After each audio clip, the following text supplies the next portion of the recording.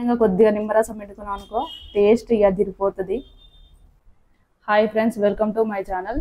ఈరోజు మన వీడియోలో మిర్చి బజ్జీ తయారు చేసుకుందాము.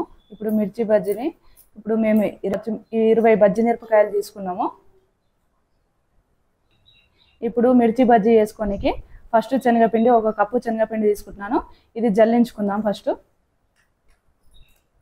పిండి ఎప్పుడైనా కానీ జల్లించుకోవాలి, దాంట్లో పురుగుడు ఏమైనా ఉంటుంది.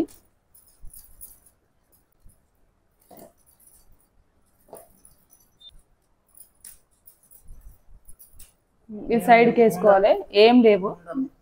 ఇప్పుడు 1 కప్పు శనగపిండికి 1/2 కప్పు బియ్యం పిండి వేసినాం అనుకో మిర్చి క్రిస్పీగా బాగా వస్తాయి. అందుకనే 1/2 కప్పు బియ్యం పిండి వేసుకుంటున్నాం. 1/2 స్పూన్ కారం వేసుకోవాలి. టేస్ట్కి సరిపడా సాల్ట్ వేసుకోవాలి. 1/2 టీ స్పూన్ వామ వేసుకోవాలి. 1/2 టీ స్పూన్ సోడా వేసుకోవాలి. ఇవి మొత్తం ఉండలు లేకుండా కలుపుకోవాలి. ఇప్పుడు ఇవన్నీ ఫస్ట్ ఉండలు లేకుండా కలుపుకోవాలి.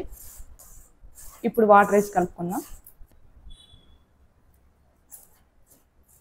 కొద్దిగా వాటర్ వేసుకుంటే కలుపుకోవాలి. ఇంకా కొద్దిగా జారుడుగా వేసుకోవాలి.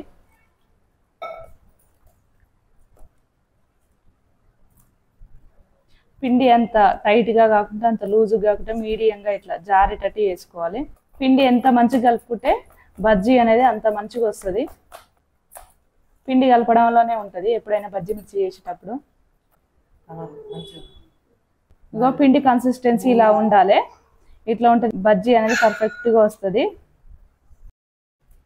బజ్జీ మిర్చికి అనేది ఇట్లా ఎడ్జ్ కట్ చేయాలి. ఎడ్జ్ కట్ చేయడం వల్ల ఆయిల్లో వేసినప్పుడు పేలదు. ఇందులో ఉండే విత్తనాలు మొత్తం తీసేయాలి. అన్నీ ఇదే విధంగా ఎడ్జ్లు కట్ చేసుకొని మధ్యలో కట్ చేసి అందులో ఉండే గింజలు మొత్తం తీసుకోవాలి.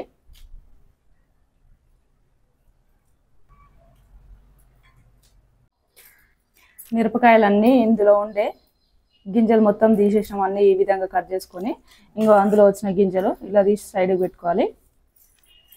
ఇప్పుడు ఈ మిరపకాయలకు స్టఫింగ్ కోసము 1 పెద్ద నిమ్మకాయ సైజు అంతా చింతపండు ముందే నానబెట్టుకున్నాను నేను. మిక్సీ జార్ తీసుకొని అందులో వేసుకుందాం. 1 చెంచా జీలకర్ర వేసుకోవాలి. 1 చెంచా ధనియాల పిండి వేసుకోవాలి. టేస్ట్కి సరిపడా సాల్ట్ వేసుకోవాలి. ఇప్పుడు ఇది పేస్ట్ చేసుకొని వద్దాం. చింతపండుది మసాలా స్టఫింగ్ కోసము మసాలా రెడీ చేసి పెట్టుకున్నాను. చింతపండు, జీలకర్ర, ధనియా పౌడర్, కొద్దిగా సాల్ట్ వేసి ఇట్లా పేస్ట్ రెడీ చేసి పెట్టుకున్నాను. ఇప్పుడు ఈ బజ్జీకి ఈ మసాలా పేస్ట్ అనేది పెట్టుకున్నాం అనుకో మనం తింటుంటే టేస్ట్ అనేది చాలా బాగుంటుంది. పుల్లగా బాగుంటుంది.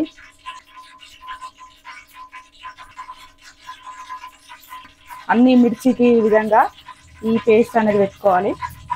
అన్నీ ఇదే విధంగా పేస్ట్ పెట్టుకోవాలి. మిర్చికి అన్నీ ఈ విధంగా స్టఫ్ చేసి పెట్టుకోవాలి. మిర్చికి ఈ డీప్ ఫ్రైకి సరిపడా ఆయిల్ పెట్టుకున్నాం. ఆయిల్ కాగుతుంది. అంతలో తీయగానే ఇలాంటి ఒకటి జాలి గిన్నెలో తీసి వేసుకున్నాం అనుకో ఆయిల్ అనేది కిందికి వస్తుంది. ఆయిల్ ఉండకుండా ఫస్ట్ ఆయిల్ కాగిందో లేదో చెక్ చేసుకుందాం.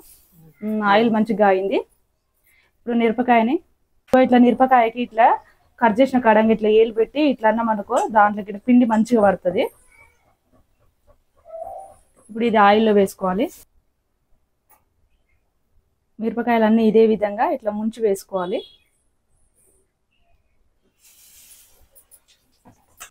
మీడియం ఫ్లేమ్ పెట్టుకొని ఆయిల్లో మంచిగా ఫ్రై చేసుకోవాలి.